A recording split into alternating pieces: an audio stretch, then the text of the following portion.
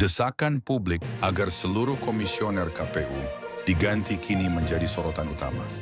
Semua ini berawal dari keluarnya keputusan KPU nomor 731 tahun 2025 yang berisi tentang 16 dokumen pasangan Capres-Cawapres yang tidak dapat dipublikasikan ke publik.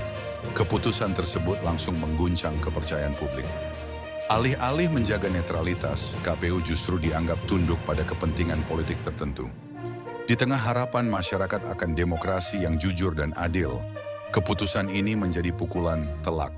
Aktivis, akademisi, hingga partai oposisi kompak menyebut KPU sudah tidak bisa dipercaya lagi. Dari jalanan hingga ruang publik digital, suara keras menggaung, desakan publik seluruh komisioner KPU diganti. Kekecewaan publik ini bukan sekadar reaksi spontan, tetapi akumulasi dari krisis panjang. KPU selama ini sudah sering diterpa tudingan, mulai dari pelanggaran prosedur, konflik kepentingan, ketidaknetralan, hingga dugaan kecurangan. Namun kali ini, keputusan KPU nomor 731 tahun 2025 dianggap sebagai titik puncak, sebuah bukti nyata bahwa independensi KPU semakin rapuh. Desakan publik juga mencerminkan rasa frustrasi yang mendalam. Bagaimana mungkin demokrasi bisa berjalan sehat jika wasitnya sendiri dianggap bermain curang? Pertanyaan inilah yang menjadi bahan bakar utama di balik tuntutan agar semua komisioner segera dicopot. Bagi publik, riset total adalah satu-satunya jalan untuk menyelamatkan demokrasi. Tekanan datang dari banyak arah. Organisasi masyarakat sipil menilai Komisi Pemilihan Umum telah gagal menjaga integritas. Tokoh-tokoh politik oposisi mendesak DPR agar segera mengambil sikap.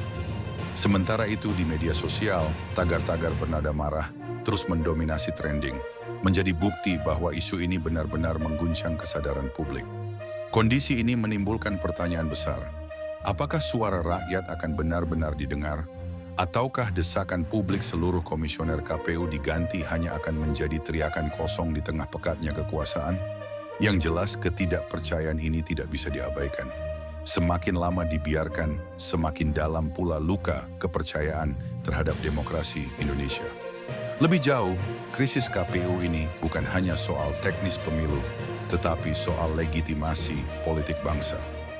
Jika lembaga penyelenggara pemilu sudah dipandang tidak netral, maka hasil pemilu apapun akan terus diragukan. Inilah yang membuat desakan publik semakin keras, karena mereka sadar bahwa tanpa KPU yang independen, demokrasi akan kehilangan makna. Kini bola panas ada di tangan elit politik. Apakah mereka berani melakukan perombakan total demi memulihkan kepercayaan rakyat, atau justru membiarkan krisis ini semakin membesar? Bagaimana menurut kalian? Apakah menguatnya desakan publik agar seluruh komisioner KPU diganti memang satu-satunya cara menyelamatkan demokrasi, atau ada solusi lain? Tulis pendapat kalian di kolom komentar. Jangan lupa like, share, dan subscribe agar semakin banyak orang yang tercerahkan.